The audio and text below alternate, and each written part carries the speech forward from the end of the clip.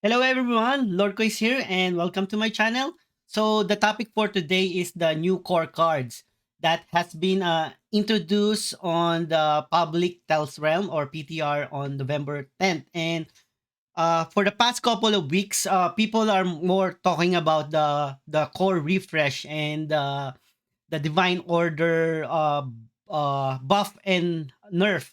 So this one is being published first before the core refresh, and that's the main reason why I have to like dive into this new core set because there's must be a possibility that this new core card will be also implemented in parallel with the core refresh, and who knows. And I believe like because this new cards also will affect also the current meta of the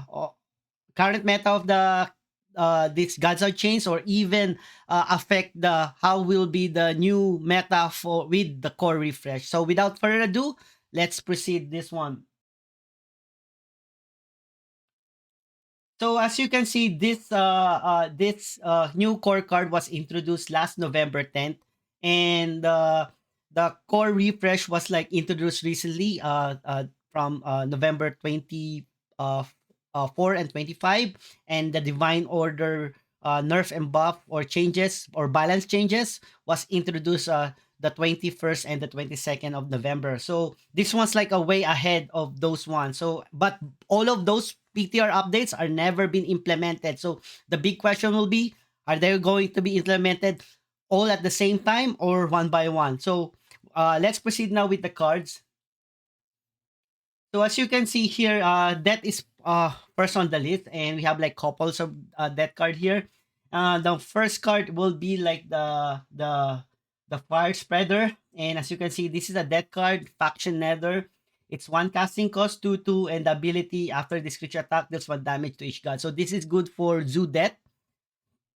The second one is a spell, death spell, 2 cast, and set one of your creature stats to 4/3. So the good thing about this one is it mentioned the word creature stat. So technically he set creature stat. It does not mention transform. So technically he will retain his ability, and retain his ability. He has like afterlife or protect or ward that will retain, and you can like so if for example I cast first turn, I cast this fire spreader second turn, before I attack I will increase his stat so I can like attack more. So technically this is not a +4 +3, but change it, technically change. You can also use this one against your opponent. So if opponent has like a 7/7 with ward, you can like make him 40. So it's like a dual purpose. Either kill the big, make the bigger smaller, or your minion smaller bigger. I think this is like a good card. So the next one is Infestation. For casting a fill your board 1/1 Impling. So but take 3 damage. So fill the board means if your board is empty, you will have 6 1/1 Implings. So maybe a new meta Impling deck. So we this one, the next one is a spell that with Fox, destroy an enemy creature with 6 or less health. So this is a good one, especially on turn anything that turn 5 below. Especially you can kill Moose. Majority of 5 casting cost and 4 casting cost. The big health around is like 5 health and 6 health. It can kill also Demogorgon here. Some of the legendary cards, 7 casting cost. But the problem with this card late game, like you cannot kill Hylian unless you damage them. So that's the thing. You can kill Pangolin here. So the Moon Case, once it exceeded 6 health, you cannot kill it by this card. So it's a good control, but for early rounds. Another one, Anubian. So death for casting cost 4/5 heal. This is a good for Anubian control or Anubian resurrection.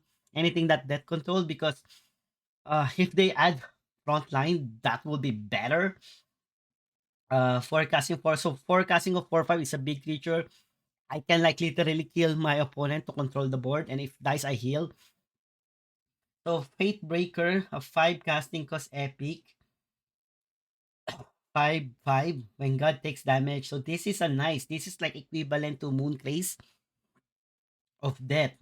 or because every time I damage a god, so for example, if I have a 1/1 creature attack the gods, he became 6/6. If I have another creature attack the gods, he will get +1/+1. So we become 7/7. And also if I use hero power, like soul burn, like deals 1 damage to both gods, he will also pump. So this is a good one, guys. So the word here, God takes damage. It's not just your opponent, it's even you. So if my opponent attack me, he will get more damage here. So this is a must for a zoo death. If I cast 4 turn Rhino, this zoo death will be famous, guys. So Anubian, Roar give friendly Anubian afterlife. Return this creature to board. So this is a good card, 3 to cast. I can like summon back the the stone speaker. So if in fourth turn I have this one, then fifth turn cast this one to to stone speaker. If he died, I heal 3 and then he come back. So you're technically having a 2 heals here. So this is a good card and a good stat also. 3 to cast 3/3. Oh, legendary 5/5. When this creature is summoned, it gains 1 strength. 25. This is okay. If they mention Nether, I think that will be great. But he mentioned Implings. So yeah, I think I believe this will not get popular. I think Impling deck. Zoo will be okay. Zombie is the best. Another best format. But Impling, I don't think so. So another one rare. 2 cast 3/2. If you control Impling, deals 3 damage. Another part of Impling deck. 3 to cast, 0/5 art weapon. Each turn summon one. I think it's okay. Impling deck again. Anubian deck, 8 to cast, 7/6. Destroy the strongest. 8 to cast, that's the sad part. 8 casting cost is very long game. So I believe this will not only less unless Anubian ramp death control, like a ramping one, probably. But because of the health is also 6, it can be easily killed by 2/3/3 creatures. I I think that this is not like a good one. And then okay, we finished now the death, and as you can see, two things I know: Nether and Anubian, two faction. There build there will be a zoo death. Second, an imp deck, and third will be like a Anubian control, like either ramp Anubian or death board wipe Anubian version. And that's the three decks that I'm currently based on this new core set. So the next now we can like go now to deception. So on the deception, guys, the first card on the deception list is the it's 1 to cast 2/1 sleep. I believe because of the nerf on the core set, special exercise sleep, that will be gone. Rest in peace.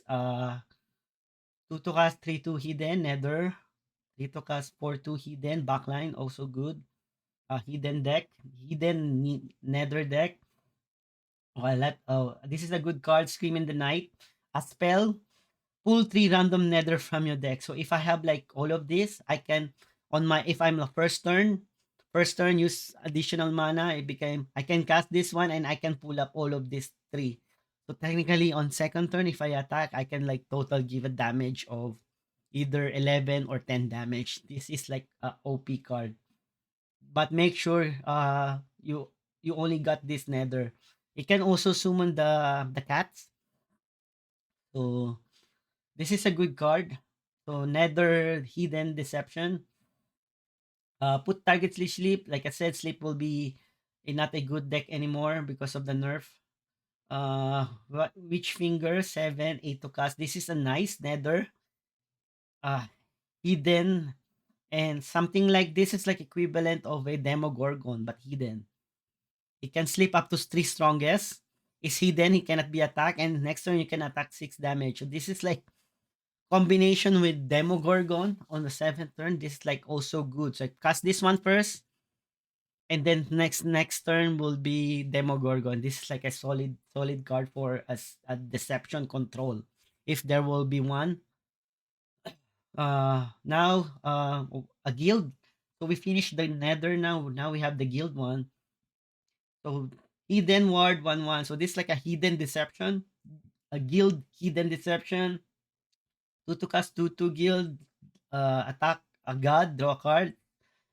It's a 2 casting cost. If it survive, good. But if not, good. I think they should make it 1 casting cost. I know the draw ability is powerful, but it will not survive next turn. I guarantee that. And it's 2 casting costs. Hidden guild. You summon a guild creature this one. So this is purely for hidden. I prefer mix of nether and mix of guild. This one, this one you cannot use this one on a mixed version. A legendary guild, I like this one. When one of your creature attack, this creature gain its strength. So this is nice.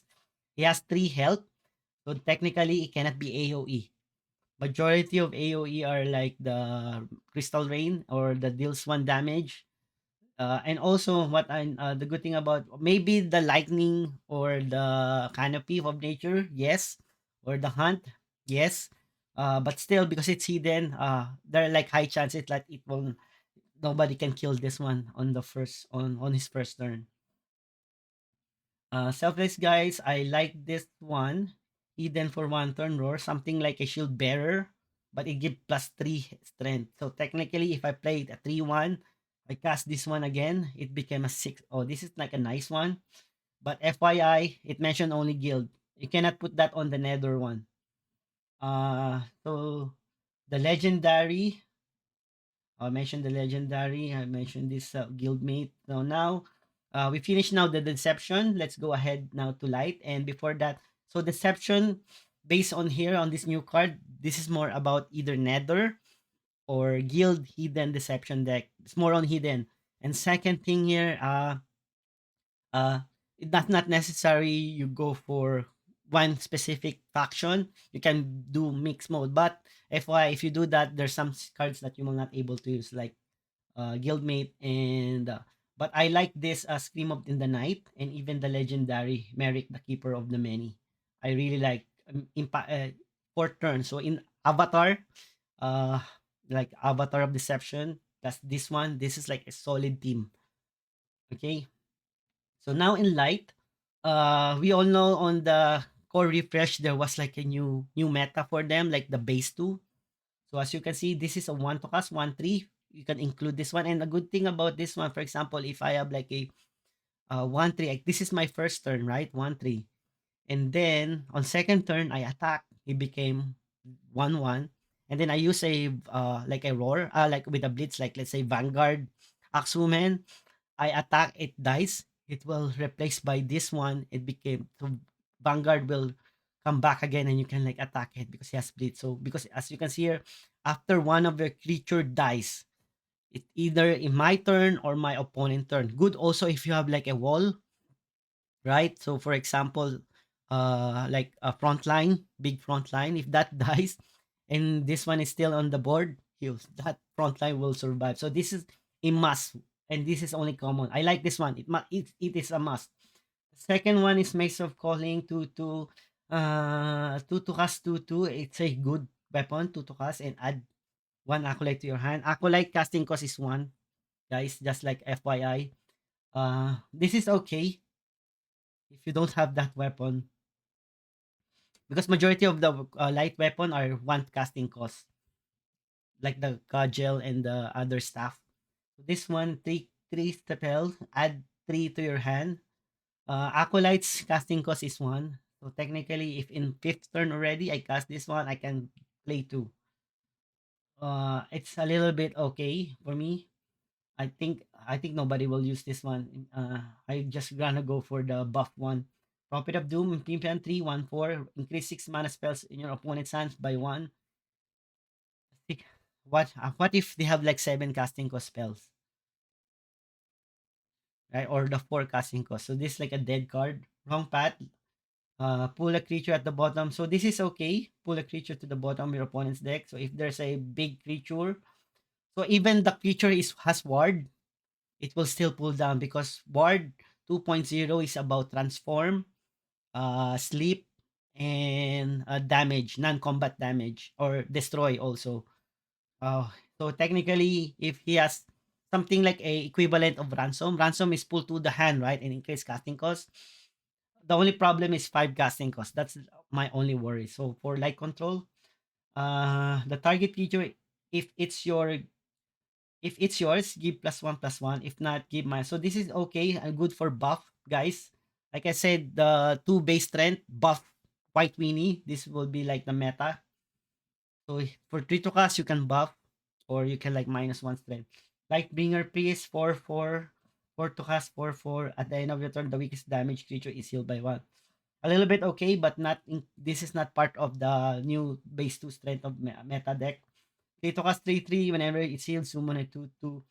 Acolyte, it's also I think this is more on the Acolyte deck, but not literally included in the buff. So he can like I think it's okay. Yes, you can summon, but I think there's a on the PT on the core refresh, there's a one guy like I think the sigil one that heals 3 to all of your creature and draw a card. So if you he's already in the board, you can heal and you can summon. That's a good combo for that one. Knight Arbit Odessa 4 to this is the legendary 2/5. Same stats with CERN. CERN is 2/5. When card is played, the god expends 2 mana. So this one I don't understand. God expends. So if I play a 2 to cast, it means the my other 2 mana will be used. I believe that's the thing. You can still play. So if I to play 2 mana, the other 2 mana that I not use will be not used. Uh so when I play a card, so probably you if you play this one, you only use God power. Or if I gonna play one turn big spell or one turn big guards. So I think that's what I see. It prevents. I think this is anti magic, like the tempo magic. Imagine if I put this one, he used one spells, one CC spells. He will use technically 3. So it means he will lose. He will like literally cannot able to play more. So I think this is a little bit okay. I think partner with CERN. This is a must, guys. As you can see, 1/1, 1/1, one health, one strength, one casting cost, ward protect frontline. This is a must. This is like a copycat on Hearthstone. In Hearthstone, the light deck there or the priest hero, they have this one card there, and it's very popular. One to cast 1/1. And the only difference there is ward because in Hearthstone there's no such thing as ward. Protect and frontline they have. Light of Emissary. So this is a good pump, right? So if you have Light of Dawn, you can have this one plus Asterius. You're literally building your an army here, guys. So +2 for each creature with base 2 or strength. And so this is magic. So I think I will stop the video here. I will create a part 2. So because it's already exceeded already on the 15 minutes mark, and see you guys on the part 2, guys, and I will link the video on the description below for the part 2.